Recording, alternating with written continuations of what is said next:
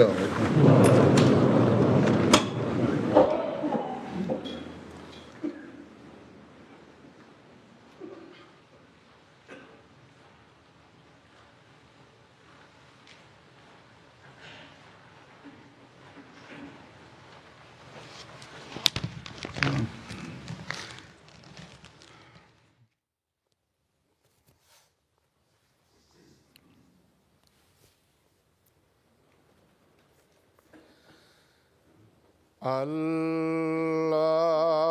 الله أكبر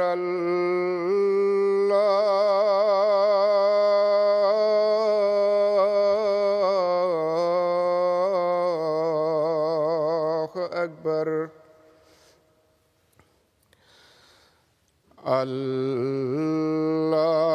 الله أكبر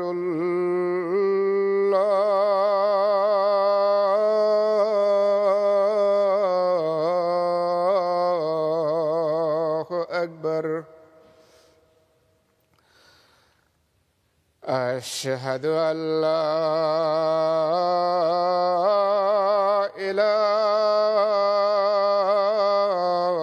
إله إلا الله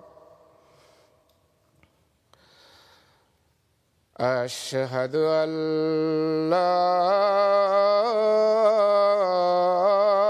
إله إلا الله أشهد أن محمدًا رسول الله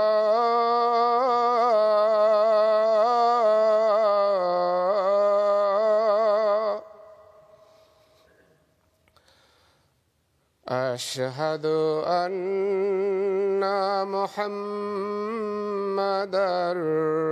رسول الله حي على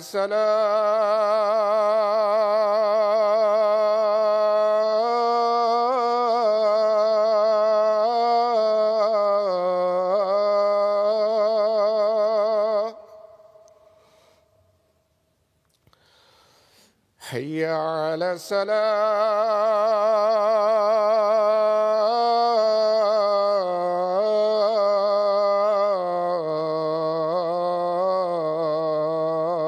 الصلاة حي على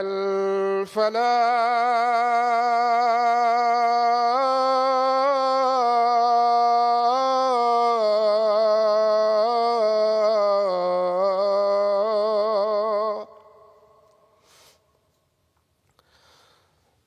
حي على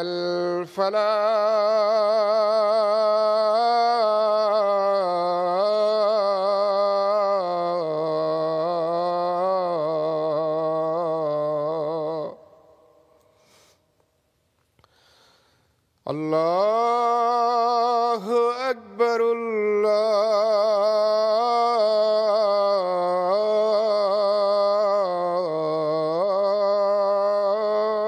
الله أكبر لا إله إلا الله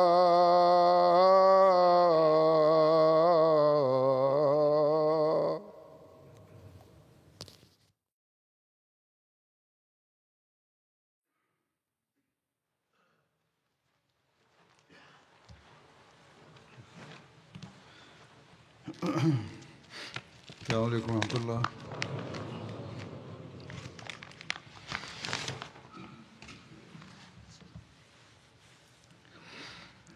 أشهد أن لا إله إلا الله وحده لا شريك له وأشهد أن محمدًا عبده ورسوله أما بعد فأعوذ بالله من الشيطان الرجيم بسم الله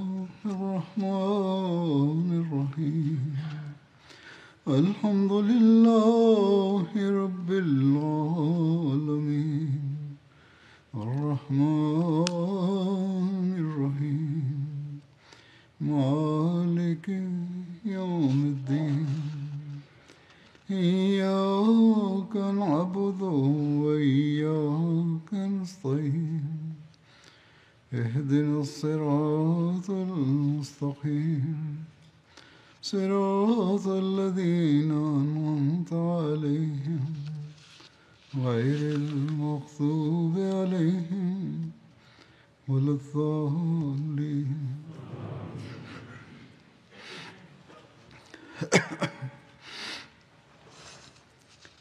اللہ تعالیٰ نے ہمیں توفیق دی کہ ہم اس رمضان میں سے گزرے اور آج اس رمضان کا آخری جمعہ ہے.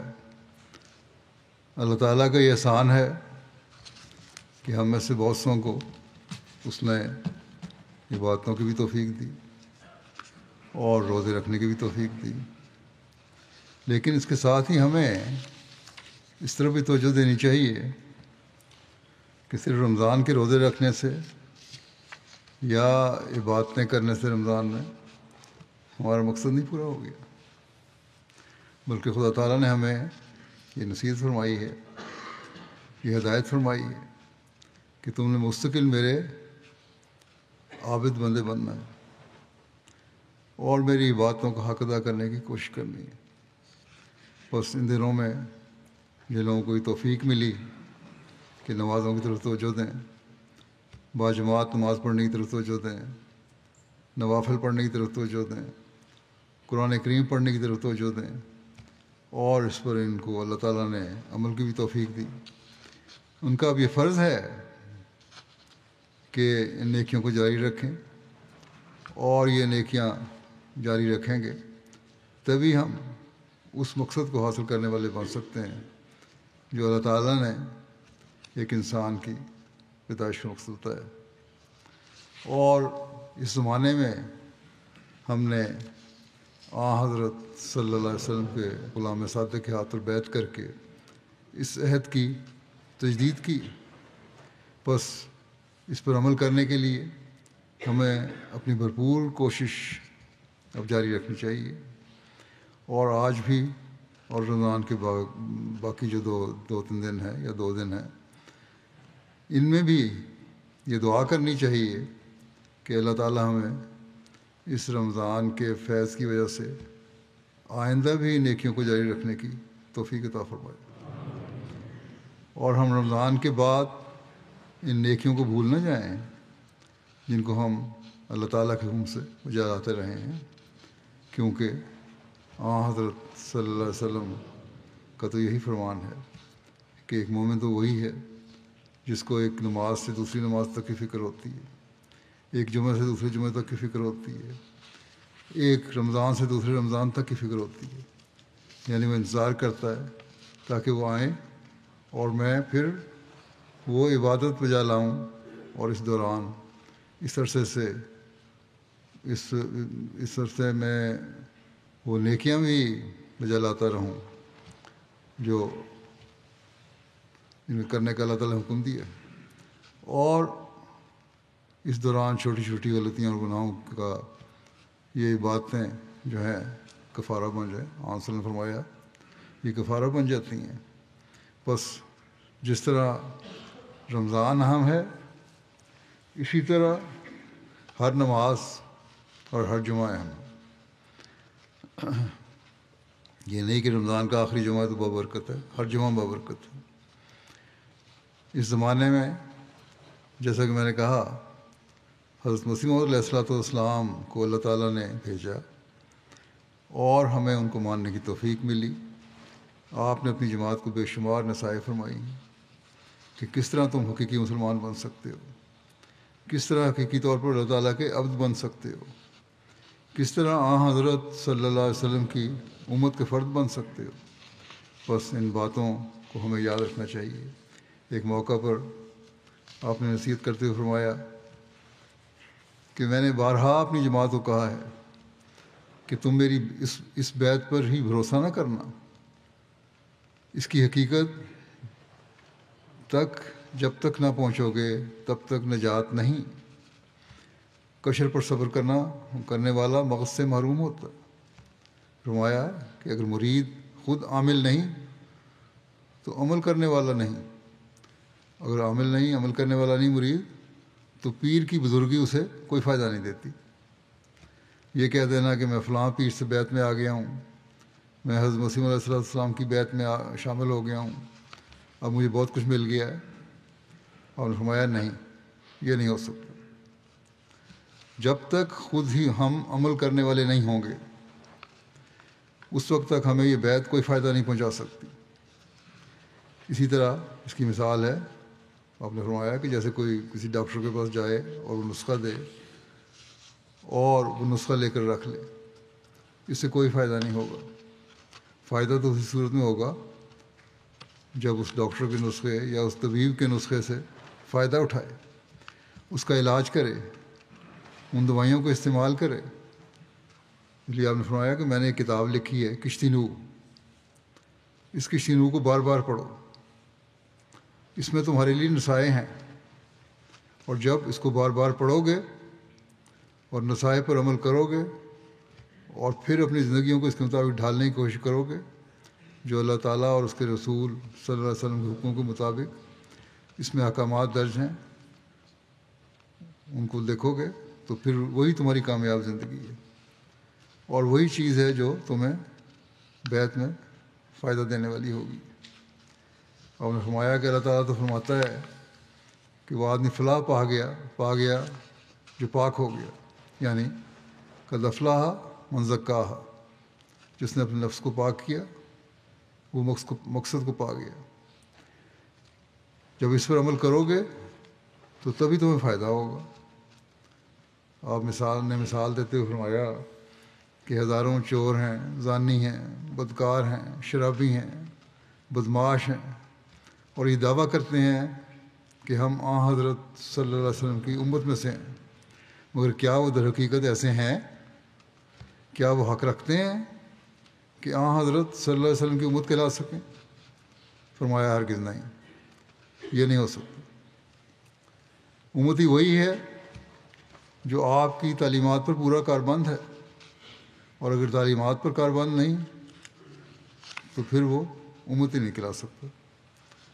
یہ تو حضرت صلی اللہ علیہ وسلم کو بدنام کرنے والی بات ہے۔ بس ان باتوں کو ہمیں ہمیشہ یاد رکھنا چاہیے کہ ہم نے اپنے اعمال کو اس کے مطابق ڈھالنا ہے جو اسلامی تعلیم، جو اللہ تعالیٰ کے احکامات ہیں، جن کا حضرت صلی اللہ علیہ وسلم نے ہمیں ارشاد فرمایا ہے، اور اس زمانے میں جس کی طرف ہمیں حضرت مسیح موعود علیہ السلام نے توجہ دلائی ہے۔ آپ نے ایک جگہ فرمایا کہ اس جماعت میں جو داخل ہوئے ہو تو اس کی تعلیم پر عمل کرو۔ فرمایا کہ جماعت میں داخل ہونے کے بعد تکلیفیں بھی پہنچتی ہیں، اگر تکلیفیں نہ پہنچیں تو پھر ثواب کیوں کر ممکن ہے؟ فرمایا کہ پیغمبر خدا صلی اللہ علیہ وسلم نے مکے میں 13 برس تک دکھ اٹھائے، اور تمہیں تو پتہ ہی نہیں کہ اس زمانے کی تکلیفیں کیا تھیں۔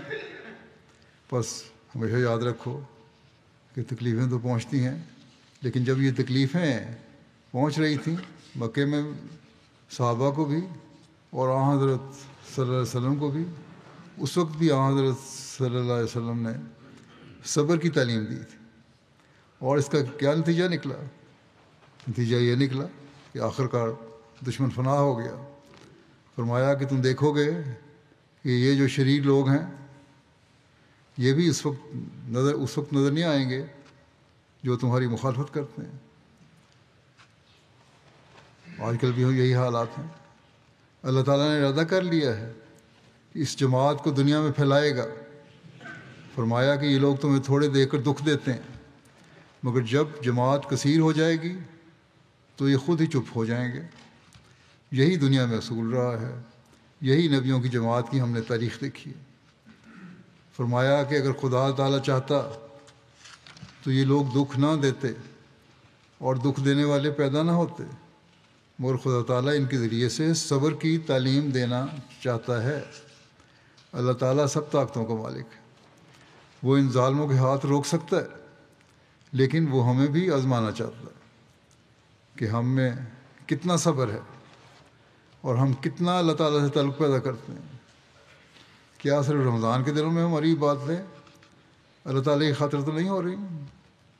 کیا ہم مستقل اپنی زندگیوں میں ان باتوں کو زندگی کا میں ان باتوں کو اپنی زندگی کا حصہ بنانا چاہتے ہیں اور بنا رہے ہیں؟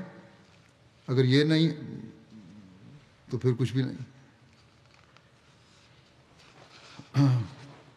اگر ہم یہ کر رہے ہیں تو پھر صبر سے اللہ تعالیٰ کی رضا پر راضی بھی ہیں اور دعائیں بھی کر رہے ہیں تو اللہ تعالیٰ دشمنوں سے ہمیں نجات بھی دے گا. پھر تم دیکھو گے کہ اللہ تعالیٰ تمہیں ان تکلیفوں سے کس طرح بچائے گا.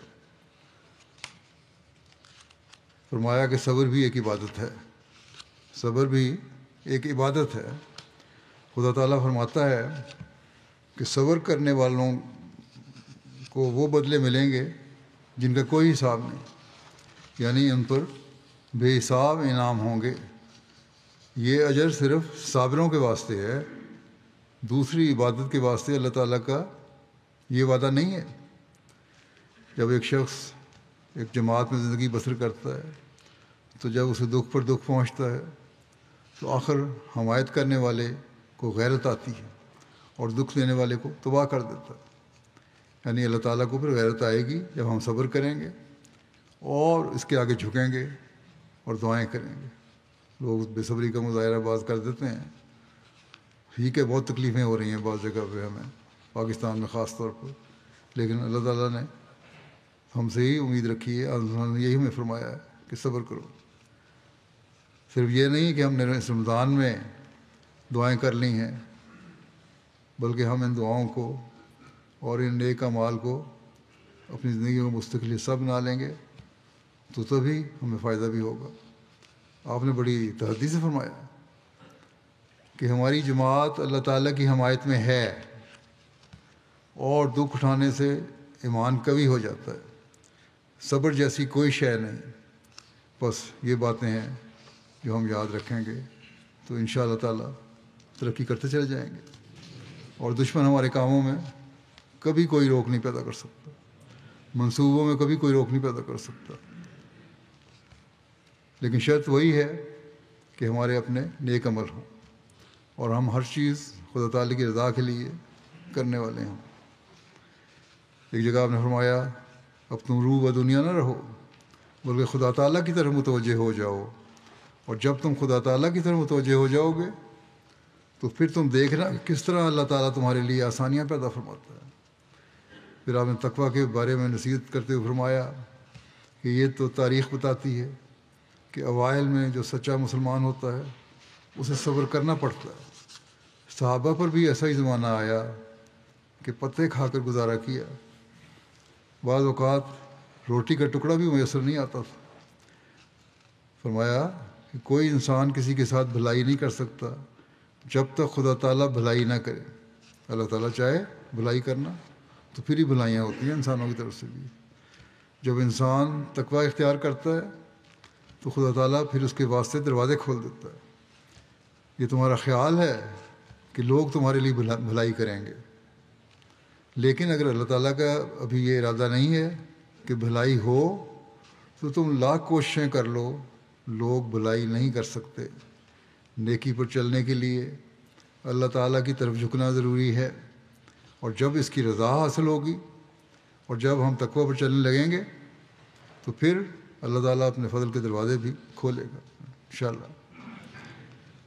اس لیے آپ نے فرمایا کہ اللہ تعالیٰ پر سچا ایمان لاؤ، اس سے سب کچھ حاصل ہوگا. کیونکہ اللہ تعالیٰ فرماتا ہے من یتق اللہ یجعل لہ مخرجا ویرزقہ من حیث لا یحتسب. جو اللہ تعالیٰ کا تقوی اختیار کرے اللہ اس کے لیے کوئی راستہ نکال دے گا اور اسے وہاں سے رزق دے گا جہاں سے رزق آنے کا خیال بھی نہیں ہوگا.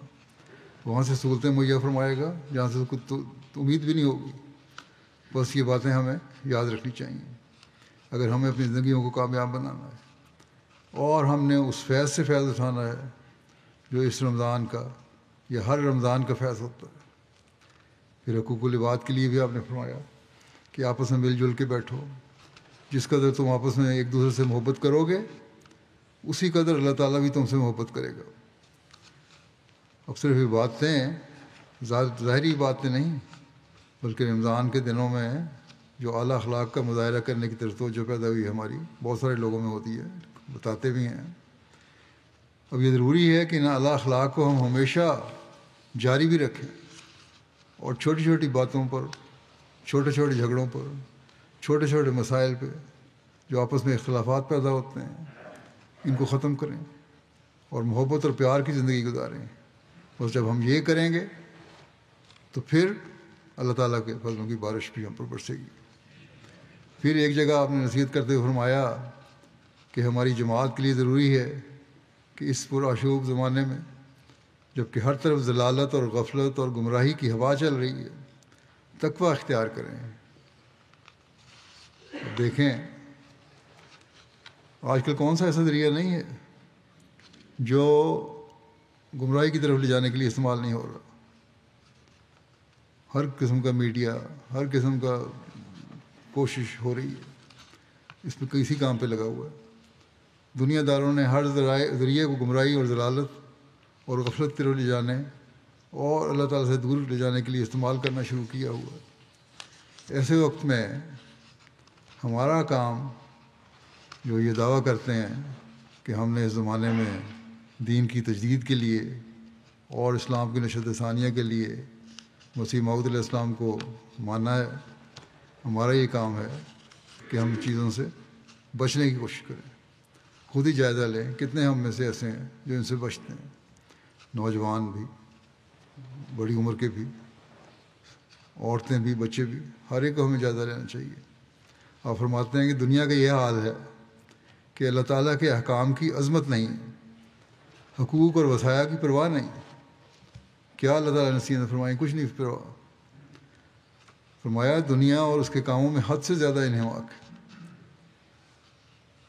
ہم اپنے اندر کا جائزہ لیں تو ہمارے اندر بھی یہی باتیں ہیں کہ دنیا کے کاموں میں زیادہ انہماک ہے۔ بعض دفعہ ہم نمازیں پڑھنا بھول جاتے ہیں، بعض جمعوں کی پرواہ نہیں کرتے، بعض اور نیکیوں کی پرواہ نہیں کرتے، اپنا حق لینے کے لیے دوسرے کا حق مارنے کی کوشش کرتے ہیں۔ تو یہ باتیں ایسی ہیں جو پھر اللہ تعالیٰ کا قرب دلانے والی نہیں ہو سکتی۔ بس ایک طرف ہم رمضان میں یہ دعائیں کر رہے ہوتے ہیں کہ اللہ تعالیٰ ہمیں نیکیوں کی توفیق دے، ہماری ضروریات پوری کرے، تو پھر ہمیں بھی ان باتوں پر عمل کرنا ہوگا جو اللہ تعالیٰ نے ہمیں بتائی ہیں۔ کوشش بھی کرنی ہوگی، صرف دعا سے کوئی کام بنے گا۔ آپ نے فرمایا کہ دنیا داری میں پڑے ہوئے لوگ ہیں، دنیا کا نقصان ہو تو بہت زیادہ شور مچانے لگ جاتے ہیں، رونے چلانے لگ جاتے ہیں، اور دنیا کے نقصان سے بچنے کے لیے جیسا کہ میں نے پہلے کہا اللہ تعالیٰ کے حق کو ضائع کر دیتے ہیں کہ دنیا کا نقصان نہ ہو ہمیں، اللہ تعالیٰ کا حق میں ہوتا ہو کہ نہ ہو، فرق نہیں پڑتا۔ ان باتوں کی توجہ نہیں دیتے جو اللہ تعالیٰ نے فرمائی ہیں، لوگوں کے حق نہیں ادا کرتے، مقدمے بازیوں میں چلے جاتے ہیں، غلط قسم کے مقدمے ہیں، پھر ایک دوسرے کو نیچا کرنے کے لیے یہ لوگ کر رہے ہوتے ہیں، دلیلیں غلط دے رہے ہوتے ہیں، وکیلوں کے کہنے پر غلط قسم کے دلائل پیش کر رہے ہوتے ہیں، وکیل بھی جھوٹی دلیلیں دلوانے کی کوشش کرتے ہیں، جھوٹی گواہیاں پیش کر رہے ہوتے ہیں۔ تو ایسی حالت میں کس طرح ہو سکتا ہے کہ اللہ تعالیٰ پھر ہمارا ساتھ دے؟ اگر اللہ تعالیٰ کا ساتھ لینا ہے تو پھر ضروری ہے کہ ہم پھر نیکیوں کی طرف توجہ کریں اور اللہ تعالیٰ حکموں پر عمل کرنے کی بھی کوشش کریں۔ فرماتے ہیں کہ جب تک کمزور ہوتے ہیں تو گناہ کی ضرورت نہیں ہوتی، گناہ نہیں کرتے جب تک کمزوری ہے، اللہ تعالیٰ کی طرف رجوع کر رہے ہوتے ہیں، اور جب موقع ملا تو جھٹ پھر جھوٹ اور گناہ کے مرتکب ہونے لگ جاتے ہیں۔ جب آسانیاں اور کشائش پیدا ہوتی ہے تو پھر بھول جاتے ہیں کہ اللہ تعالیٰ نے ہمیں آسانیاں اور کشائش دی ہیں، اور اس سے پہلے جو ہماری حالت تھی وہ کیا تھی۔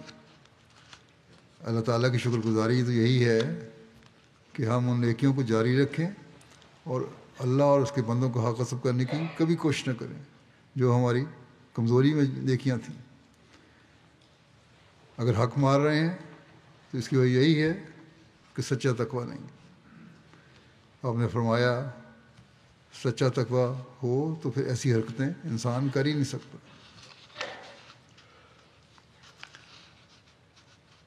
آپ نے فرمایا کہ بہت سی حصہ حدیث میں موجود ہے اور برکات بھی ہیں، مگر دلوں میں ایمان اور عملی حالت بالکل نہیں ہے. بعض لوگ ہیں جو باتیں تو کرتے ہیں حدیثوں کی اور قرآن کی، لیکن عملی حالت اور ایمان اتنا نہیں ہے کہ ان باتوں پر عمل ہو. آپ فرماتے ہیں کہ خدا تعالیٰ نے مجھے اس لیے مبعوث کیا ہے کہ یہ باتیں پھر پیدا ہوں. خدا نے جب دیکھا کہ میدان خالی ہے تو اس کی الوہیت کے تقاضے نے ہرگز پسند نہ کیا کہ یہ میدان خالی رہے اور لوگ ایسے ہی دور رہیں. اس لیے اب ان کے مقابلے میں اللہ تعالیٰ ایک نئی قوم زندوں کی پیدا کرنا چاہتا ہے. اس لیے ہماری تبلیغ ہے کہ تقویٰ کی زندگی حاصل ہو جائے. بس ہم نئی قوم بنے ہیں، حضرت مسیح علیہ السلام کی بیعت میں آئے ہیں، تو ہمیں تقویٰ کی زندگی پر چلنا پڑے گا اور چلنا چاہیے. پھر آپ فرماتے ہیں کہ تقویٰ ایسی شے نہیں ہے جو کہ صرف منہ سے انسان کو حاصل ہو جائے، بلکہ شیطان بہکاتا ہے. اس میں تقویٰ کرنے والوں کو بھی بہکاتا ہے. شیطان بہکاتا ہے، تقویٰ کرنے والوں کو بھی بہکاتا ہے. اس کی ایسی مثال ہوتی ہے، آپ نے مثال دی ہے، جیسے ذرا سی شیرینی رکھ دیں تو بے شمار چونٹیاں اس پر آ جاتی ہیں. میٹھا رکھا ہو، کہیں چینی رکھی ہو، مٹھائی رکھی ہو، تو چونٹیاں اس پہ آ جاتی ہیں.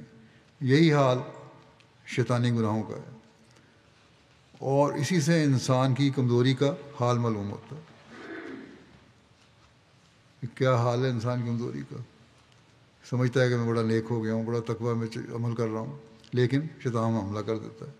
اس کو پتہ لگتا ہے کہ شیطان کے حملے سے تم بچے نہیں، پوری طرح بھی اللہ تعالیٰ کی حفاظت میں نہیں آئے.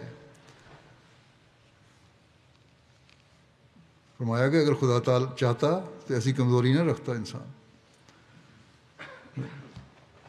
ذرا سی کسی نے کوئی نیکی کی اور سمجھے کہ میں تقوی پر عمل کرنے والا ہو گیا ہوں، جیسا کہ میں نے کہا، تو یہ تو حقیقی تقویٰ نہیں ہے.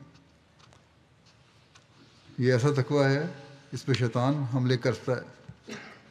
اسی طرح حملے کرتا ہے جس طرح آپ نے مثال دی ہے کہ میٹھے پر چونٹیاں آ جاتی ہیں. اسی طرح شیطان بھی اس کو بھڑکانے کے لیے حملہ کر دیتا ہے، اس کے دماغ میں یہ ڈالنے کے لیے کہ تم بڑے نیک ہو گئے ہو. جب انسان کی ایسی حالت ہوتی ہے تو پھر وہ نیکیوں سے دور چلا جاتا ہے، تکبر پیدا ہو جاتا ہے. بس آپ نے فرمایا کہ تقویٰ پر چلنے والوں کو بہت پھونک پھونک کر قدم اٹھانا پڑتا ہے. اور یہ اسی وقت ہو سکتا ہے کہ جب انسان کو اس بات کا علم ہو کہ ہر طاقت کا سرچشمہ خدا ہی کی ذات ہے. کسی نبی یا رسول کو یہ طاقت نہیں کہ وہ اپنے پاس سے طاقت دے سکے. ہاں، نبی اور رسولوں سے برکات حاصل ہوتی ہیں، ان کی تعلیم پر عمل کرنے سے برکت ملتی ہے، لیکن طاقت اللہ تعالیٰ ہی کے پاس ہے. اور نبی اور رسول بھی اسی طرف لے جاتے ہیں کہ اللہ تعالیٰ سے مانگو. اور یہی طاقت جب خدا تعالیٰ کی طرف سے انسان کو ملتی ہے تو اس میں تبدیلی ہوتی ہے. اس کے حاصل کرنے کے واسطے ضروری ہے کہ دعا سے کام لیا جائے، اور نماز ہی ایک ایسی نیکی ہے جس کی وجہ سے شیطانی کمزوری دور ہوتی ہے، اور اسی کا نام دعا ہے.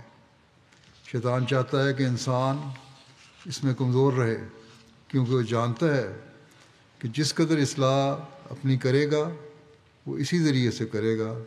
بس اس کے واسطے پاک صاف ہونا شرط ہے. جب تک گندگی انسان میں ہوتی ہے اس وقت تک شیطان اس سے محبت کرتا ہے. بس پاک صاف ہونے کے لیے نمازوں کی شرط ہے. اور اس رمضان میں ہم نے یہ فائدہ اٹھایا کہ نمازیں باقاعدہ ادا کریں، اس کی طرف توجہ کریں، نوافل کی طرف توجہ کریں. آپ نے فرمایا کہ اگر مستقل شیطان سے بچنا ہے اور تقویٰ کے اوپر قدم مارنا ہے تو پھر اس کی شرط یہی ہے کہ عبادت کی طرف توجہ کرو، وہ عبادت جو سنوار کر کی جائے، جو اللہ تعالیٰ کے حکموں کے مطابق کی جائے، جس میں کسی قسم کا ریا اور دکھاوا نہ ہو۔ اور جب ایسی باتیں ہوں گی تو پھر انسان ہمیشہ شیطان کے حملوں سے بچتا رہے گا اور اللہ تعالیٰ کی پناہ میں رہے گا۔ پھر آپ نے تقویٰ کے بارے میں یہ بھی فرمایا کہ متقی بننے کے لیے ضروری ہے کہ بعد اس کے کہ موٹی باتوں جیسے زنا، چوری، تلف حقوق، ریا، عجب، حقارت، بخل کے ترک میں پکا ہو، اخلاق رذیلہ سے پرہیز کر کے ان کے بالمقابل اخلاق فاضلہ میں ترقی کرے۔ یہ بات تقویٰ کے لیے ضروری ہے کہ موٹی موٹی برائیاں جو ہیں ان سے دور رہے، جو گھٹیا اخلاق ہیں ان سے بچے، گھٹیا باتوں سے بچے۔ لیکن صرف اتنا کافی نہیں ہے، بلکہ اچھے اخلاق اس کے مقابلے میں پیدا ہوں تو پھر اصل تقویٰ ہے کہ اسے برائیاں دور کر کے نیکیوں پہ قدم مارنا، یہ اصل چیز ہے۔ برے اخلاق کو ختم کرنا اور اچھے اخلاق کو اپنانا، یہ اصل چیز ہے۔ صرف برائی سے بچنا تقویٰ نہیں، بلکہ برائی سے بچ کر نیکیوں کو بجا لانا تقویٰ ہے۔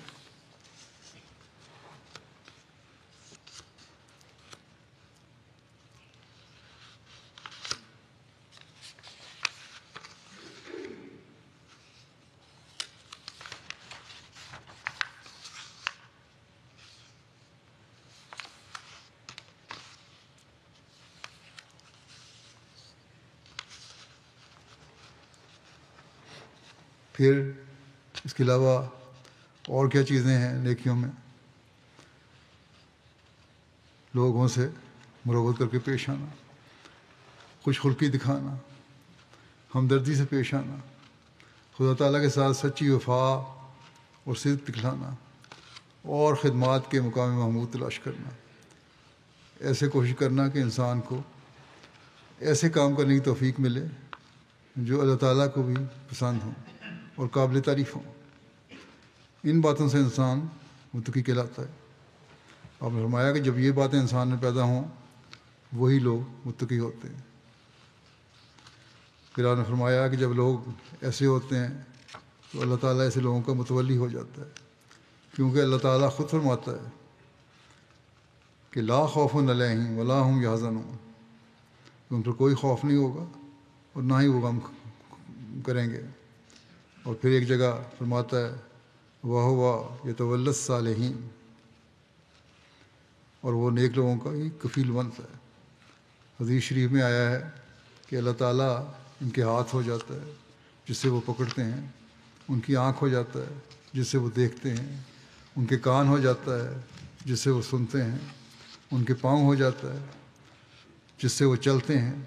ایک حدیث میں یہ بھی ہے کہ جو میرے ولی کی دشمنی کرتا ہے میں اس سے کہتا ہوں کہ میرے مقابلے کے لیے تیار ہو جاؤ۔ اور پھر ایک جگہ فرمایا کہ جب کوئی خدا کے ولی پر حملہ کرتا ہے تو خدا تعالیٰ اس پر ایسے جھپٹ کر آتا ہے جیسے ایک شیرنی سے کوئی اس کا بچہ چھین لے تو وہ غضب سے جھپٹتی ہے۔ آپ نے فرمایا کہ خدا تعالیٰ کی رحمت تو اسی طرح ملتی ہے، جب انسان کا قدم اللہ تعالیٰ کی طرف بڑھتا ہے تو خدا تعالیٰ کا قدم بھی بڑھتا ہے۔ خدا تعالیٰ کی رحمتیں ہر ایک کے ساتھ نہیں ہوتی، اس لیے جن پر ہوتی ہیں وہ ان کے لیے نشان بولی جاتی ہیں۔ اب حضرت صلی اللہ علیہ وسلم کے ساتھ سب سے زیادہ نشان دکھائے گئے کہ دشمنوں نے کیا کیا کوششیں کی آپ کی ناکامی کے لیے، مگر ایک پیش نہ گئی، حتیٰ کہ حضرت صلی اللہ علیہ وسلم کے قتل کے لیے منصوبے بھی کیے گئے مگر آخرکار ناکام ہو گئے۔ فرماتے ہیں کہ اپنے دلوں میں خدا تعالیٰ کی محبت اور عظمت کا سلسلہ جاری رکھو، اور اس کے لیے نماز سے بڑھ کر اور کوئی شے نہیں۔ اصل چیز یہی ہے کہ اللہ تعالیٰ کے حضور اپنی نیکیاں پیش کی جائیں اور اس کی عبادت کا حق ادا کیا جائے، اور اس کے لیے سب سے اعلیٰ چیز آپ نے فرمایا نماز ہے۔ بس رمضان میں سے ہم گزرے، نمازوں کی حالت میں سے ہم گزرے، نیکیوں کی حالت میں سے ہم گزرے، اب ان کو جاری رکھنا، اللہ تعالیٰ کی رحمت کو جذب کرنے کے لیے ان کو مستقل زندگی کا حصہ بنانا ضروری ہے، اس کے بغیر گزارا نہیں۔ اور فرمایا کہ روزے تو 1 سال کے بعد آتے ہیں، زکوٰۃ صاحب مال کو دینی پڑتی، جس کے پاس مال ہے اس پر زکوٰۃ واجب ہے، ہر ایک کو تو زکوٰۃ دینی نہیں ہوتی، وہ بھی ایک نیکی ہے، مگر نماز ہے کہ ہر ایک حیثیت کے آدمی کو 5 وقت ادا کرنی پڑتی ہے، امیر ہو غریب ہو، بڑا ہو چھوٹا ہو، اس نے نماز ادا کرنی ہے، اسے ہرگز ضائع نہ کرو، اسے بار بار پڑھو اور خیال سے پڑھو کہ میں ایسی طاقت والے کے سامنے کھڑا ہوں کہ اگر اس کا ارادہ ہو تو ابھی قبول کر لے۔ ایسا پختہ ایمان ہونا چاہیے کہ میں اللہ تعالیٰ کے سامنے کھڑا ہوں، ایسی طاقت والا ہے کہ اگر وہ چاہے تو ابھی میری دعا قبول کر لے۔ فرمایا کہ دوسرے دنیا کے حاکم تو خزانوں کے محتاج ہیں، اور ان کو فکر ہوتی کہ خزانہ خالی نہ ہو جائے، اور ناداری کا ان کو فکر لگا رہتا ہے، خزانے آتے ہیں بھرتے ہیں ان کے، لیکن ساتھ یہ بھی فکر ہوتی ہے کہ ہم بے دریغ ان کو خرچ کرتے چلے جائیں تو پھر کہیں ہمارے خزانے خالی نہ ہو جائیں۔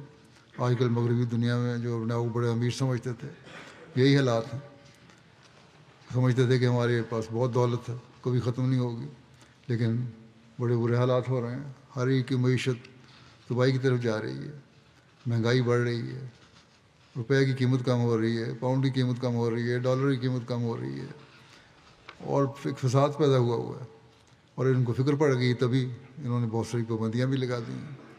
لیکن خدا تعالیٰ کا خزانہ ہر وقت بھرا ہوا ہے، جب انسان اس کے سامنے کھڑا ہوتا ہے تو صرف یقین کی حاجت ہوتی ہے، یہ یقین ہونا چاہیے کہ اللہ تعالیٰ میں سب طاقتیں ہیں اور اس کے خزانے ہمیشہ بھرے ہوئے ہیں اور بھرے رہیں گے۔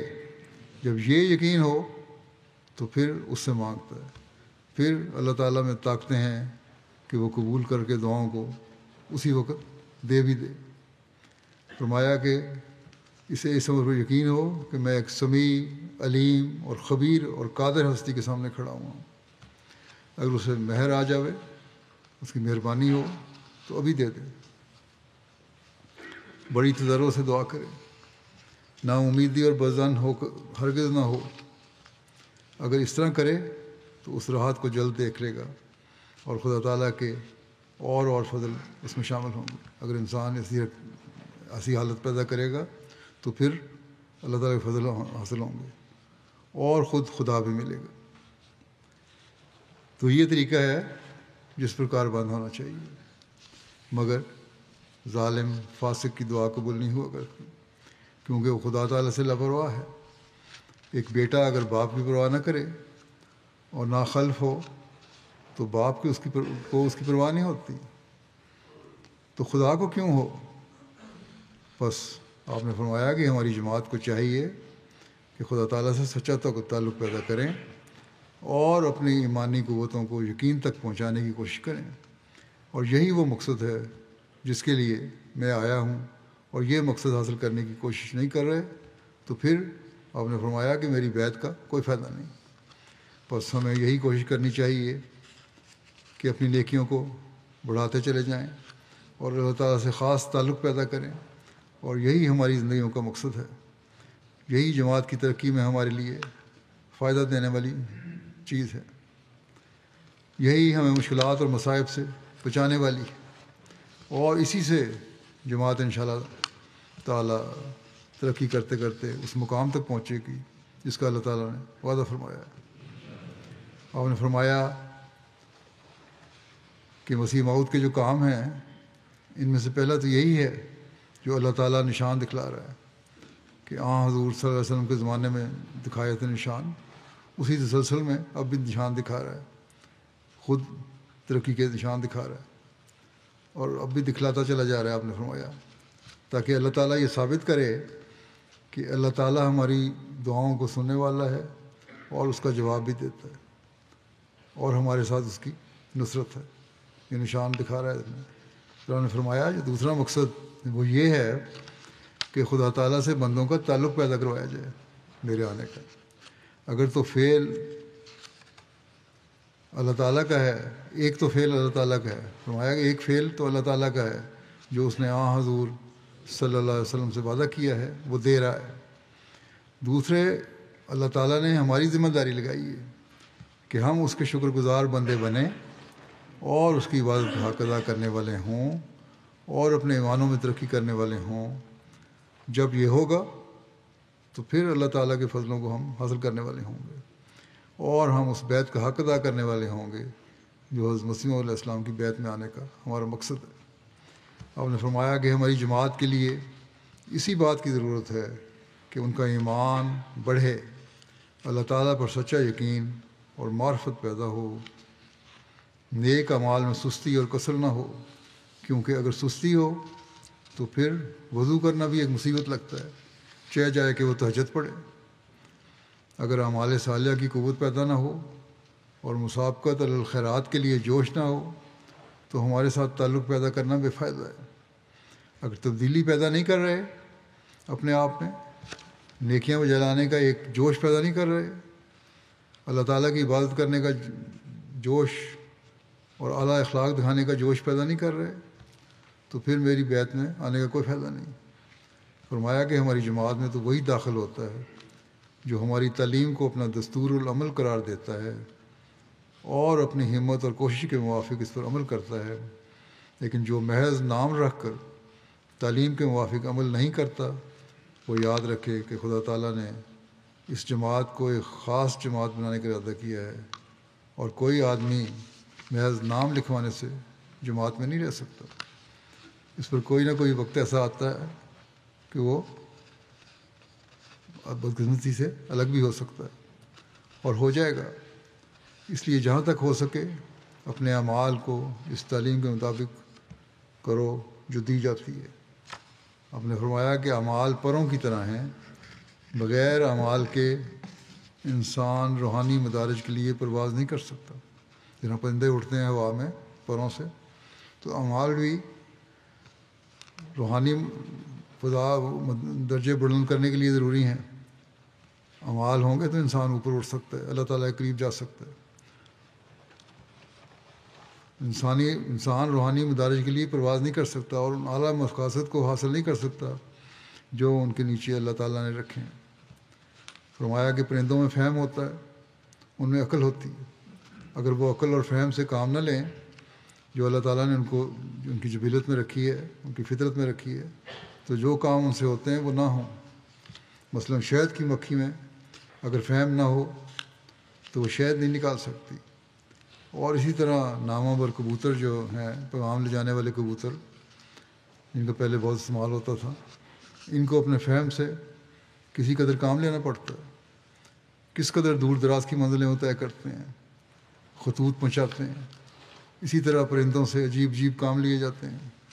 بس پہلے ضروری ہے کہ آدمی اپنے فہم سے کام لے اور سوچے کہ جو کام میں کرنے لگا ہوں یہ اللہ تعالیٰ کے حکام کے نیچے اور اس کی رضا کے لیے ہے یا نہیں۔ جب یہ دیکھ لے اور فہم سے کام لے تو پھر ہاتھوں سے کام لینا ضروری ہے، پھر عملی طور پر اپنے ہاتھوں کو ہلانا ضروری ہے۔ پہلے سوچے، عقل کرے کہ نیکی کے کام ہیں، یہ میں نے کرنے ہیں، لیکن نیک نتائج نکلیں گے، یہ اللہ تعالیٰ کے حکم کے مطابق ہیں کہ نہیں، پھر اس کے بعد ان پر عمل کرے، سستی اور غفلت نہ کرے۔ ہاں یہ دیکھنا ضروری ہے کہ تعلیم صحیح ہو۔ کبھی ایسا بھی ہوتا ہے کہ تعلیم صحیح ہوتی ہے لیکن انسان اپنی نادانی اور جہالت سے یا کسی دوسرے کی شرارت اور غلط بیانی سے دھوکے میں پڑ جاتا ہے۔ یہ بھی ہو جاتا ہے، شیطان دھوکہ دے جاتا ہے، بعض دفعہ اسی تعلیم کے حوالے سے دھوکہ مل جاتا ہے۔ سمجھنا ضروری ہے اس کو۔ بس یہ بہت ضروری ہے ایک احمدی کے لیے کہ اپنے اعمال بجا لانے کے لیے، اللہ تعالیٰ کا قرب حاصل کرنے کے لیے کوشش کرے اور سوچے، خالی ذہن ہو کر سوچے، پہلے جائزہ لے، پھر اس پر غور کرے، دعا کرے، پھر عمل کرے، اور پھر مقصد یہی ہو کہ میں نے اللہ تعالیٰ کی رضا حاصل کرنی ہے۔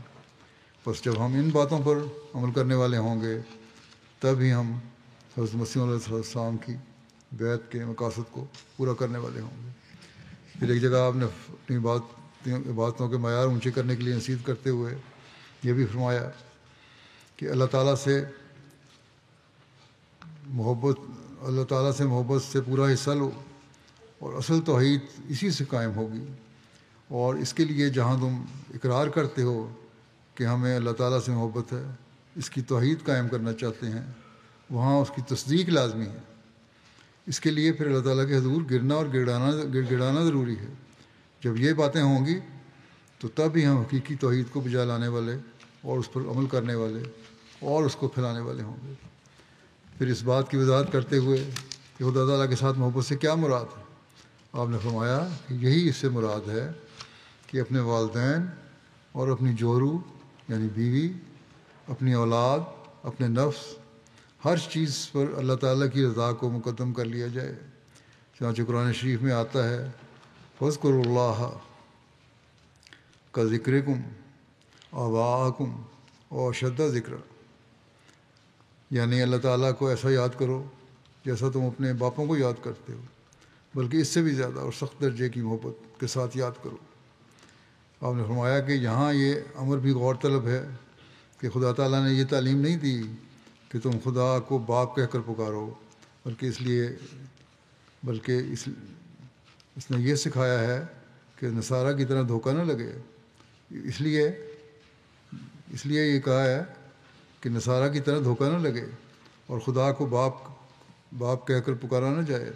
اگر کوئی کہے کہ پھر باپ سے کم درجے کی محبت ہوئی تو اس اعتراض کو رفع کرنے کے لیے اشدہ ذکرن رکھ دیا گیا۔ اشدہ ذکرن نہ ہوتا تو اعتراض ہو سکتا تھا، مگر اب تو اس نے اس کو حل کر دیا کہ اللہ تعالیٰ فرماتا ہے کہ باپ سے زیادہ ذکر کرو۔ آپ فرماتے ہیں کہ اصل توحید کو قائم کرنے کے لیے ضروری ہے کہ خدا تعالیٰ کی محبت سے پورا حصہ لو، اور یہ محبت ثابت نہیں ہو سکتی جب تک عملی حصے میں کامل نہ ہو جاؤ۔ صرف زبان سے ثابت تو نہیں ہوتی یہ بات۔ اگر کوئی چینی یا مصری کا نام لے، اسے منہ میٹھا نہیں ہو جاتا۔ صرف نام لینے سے تو میٹھے کا منہ میٹھا نہیں ہوتا، مٹھائی کا نام لینے سے تو میٹھا نہیں ہو جاتا منہ۔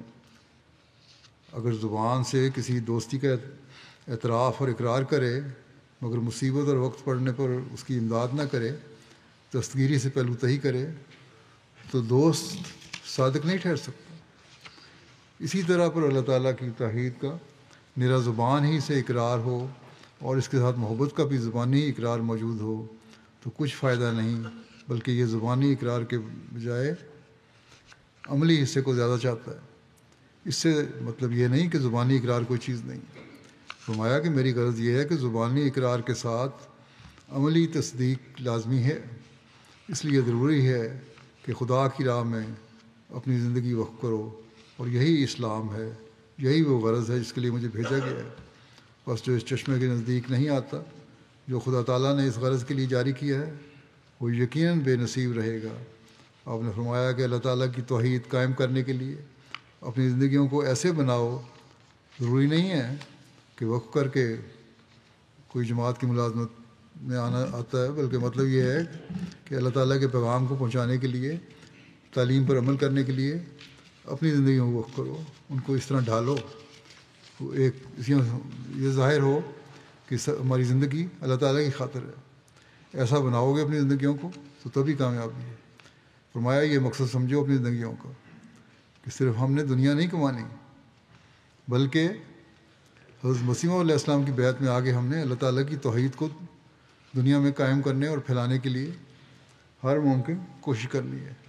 اور جب یہ سوچ ہوگی تو پھر ہر فرد جماعت اپنا کردار ادا کر رہا ہوگا، اللہ تعالیٰ کی توحید کا جھنڈا دنیا میں لہرانے کے لیے، دنیا میں پھیلانے کے لیے، اور حضرت صلی اللہ علیہ وسلم کے جھنڈے کے نیچے لانے کے لیے کوشش کر رہا ہوگا۔ بس اس رمضان میں جہاں ہم نے یہ عہد کیے ہیں کہ ہم عبادتوں کی طرف توجہ کریں گے اور اعلیٰ اخلاق کی طرف توجہ کریں گے، نیکیاں بجا لانے کی طرف توجہ کریں گے، اللہ تعالیٰ کی توحید کو پھیلانے کی طرف توجہ کریں گے، تو پھر اس کے لیے ہمیں کوشش بھی کرنی ہوگی۔ اور یہ کوشش صرف اس رمضان کے ختم ہونے کے ساتھ ختم نہیں ہونی چاہیے، بلکہ سارا سال جاری رہنی چاہیے۔ جب یہ سارا سال رہے گی تو پھر ہم اس مقصد کو حاصل کرنے والے ہو سکتے ہیں جو ہماری زندگیوں کا مقصد ہے۔ اور اگر یہ نہیں تو پھر خدا تعالیٰ کے ارشاد پر اس کے حکم پر، حضرت صلی اللہ علیہ وسلم کے حکم پر عمل کرتے ہوئے ہم نے جو حضرت مسیح علیہ السلام کی بیعت کی ہے، اس کا کوئی مقصد نہیں ہوگا، اور اس مقصد کو ہم حاصل نہیں کر سکیں گے، اور ان باتوں سے فیض نہیں اٹھا سکیں گے جو آپ کی بیعت میں آنے سے ہمیں پہنچ سکتا ہے۔ بس ہمیشہ ہمیں اس بات کا خیال رکھنا چاہیے کہ ہم نے بیعت میں آ کے ایک خاص تبدیلی اپنے اندر پیدا کرنی ہے، اور اس رمضان میں جو دعائیں کی ہیں، جو نیکیاں حاصل کی ہیں، ان کو تمام عمر کا حصہ بنانے کی کوشش کرنی ہے۔ حضرت مسیح علیہ الصلوۃ والسلام ایک جگہ فرماتے ہیں کہ اگر دنیا داروں کی طرح رہو گے تو اس سے کچھ فائدہ نہیں ہوگا، تم نے میرے ہاتھ پر توبہ کی ہے۔ میرے ہاتھ پر توبہ کرنا ایک موت کو چاہتا ہے تاکہ تم نئی زندگی میں ایک اور پیدائش حاصل کرو۔ بیعت اگر دل سے نہیں تو کوئی نتیجہ اس کا نہیں ہے۔ میری بیعت سے خدا دل کا اقرار چاہتا ہے، بس جو سچے دل سے مجھے قبول کرتا ہے، اپنے گناہوں سے سچی توبہ کرتا ہے، غفور الرحیم خدا اس کے گناہوں کو ضرور بخش دیتا ہے، اور وہ ایسا ہو جاتا ہے جیسے ماں کے پیٹ سے نکلا ہے۔ تب فرشتے اس کی حفاظت کرتے ہیں۔ آپ نے مثال دی کہ ایک گاؤں میں اگر ایک نیک آدمی ہو تو اللہ تعالیٰ اس کی نیک کی رعایت سے اور خاطر سے اس گاؤں کو تباہی سے محفوظ کر لیتا ہے، لیکن جب تباہی آتی ہے تو پھر سب پر پڑتی ہے، مگر پھر بھی وہ اپنے بندوں کو کسی نہ کسی نیش سے بچا لیتا ہے۔ سنت اللہ یہی ہے کہ اگر ایک بھی نیک ہو تو اس کے لیے دوسرے بچائے جاتے ہیں۔ بس آج کل جو دنیا کے حالات ہیں، ان میں ہم خاص طور پر جہاں اپنے آپ کو بچانے کے لیے، اپنی نسلوں کو بچانے کے لیے کوشش کریں، دنیا کو بچانے کے لیے کوشش کریں، اور توحید کو دنیا میں قائم کرنے کے لیے کوشش کریں، حضرت صلی اللہ علیہ وسلم کے جھنڈے کے نیچے لانے کی کوشش کریں، وہاں اس کے لیے ہمیں اپنے آپ میں ایک خاص تبدیلی مستقل طور پر پیدا کرنی ہوگی، اور مستقل دعاؤں کو اپنی زندگی کا حصہ بنانا ہوگا تاکہ ہم اپنے آپ کو بھی محفوظ کر سکیں اور دنیا کو بھی محفوظ رکھ سکیں، کیونکہ دنیا بڑی تیزی سے تباہی کی طرف جا رہی ہے، اور اللہ تعالیٰ چاہے تو دنیا کی اصلاح کے لیے ایسے سامان پیدا کر سکتا ہے کہ ان کے دلوں کو پھیر دے اور اس تباہی سے وہ بچ سکیں۔ اور تباہی آنی بھی ہے تو اللہ تعالیٰ پھر مومنوں کو، ایمان والوں کو اس سے بچائے، اور اس کے بچنے کے لیے ضروری ہے کہ ہم اپنے اعمال اس نہج پر ڈھالیں، اس طرح ادا کریں کہ اللہ تعالیٰ کا فضل ہم پر ہمیشہ رہے۔ خدا کرے کہ ہم اس بات کا حقیقی ادراک بھی حاصل کرنے والے ہوں کہ کس طرح ہم نے اپنی باتوں کو زندہ رکھنا ہے، کس طرح ہم نے اللہ تعالیٰ سے تعلق پیدا کرنا ہے، کس طرح ہم نے تقویٰ پر چلنا ہے، کس طرح ہم نے اعلیٰ اخلاق دکھانے ہیں، کس طرح ہم نے توحید کو دنیا میں قائم کرنا ہے، اور کس طرح ہم نے دنیا کو تباہی سے بچانا ہے، کس طرح اپنے آپ کو دنیا کی تباہی اور حملوں سے بچانا ہے۔ اور جب یہ چیزیں ہوں گی اور یہ ہمارے اندر احساس پیدا ہوگا تو پھر ہی ہم حضرت مسیح علیہ الصلوۃ والسلام کی بیعت کا حق بھی ادا کرنے والے ہوں گے۔ خدا کرے کہ ہم یہ بیعت کا حق ادا کرنے والے ہوں، اور یہ رمضان ہمارے لیے برکتوں کا باعث بننے والا ہو، ہمیں اپنی رحمتوں اور فضلوں سے برکات سے نوازے، اور ہمارے رمضان کے آنے والے آئندہ دن اور پورے سال اور اگلے رمضان تک ہم اللہ تعالیٰ کی عبادت کا حق ادا کرنے والے ہوں، اس کے بندوں کا بھی حق ادا کرنے والے ہوں۔ اللہ تعالیٰ ہمیں اس کی توفیق عطا فرمائے۔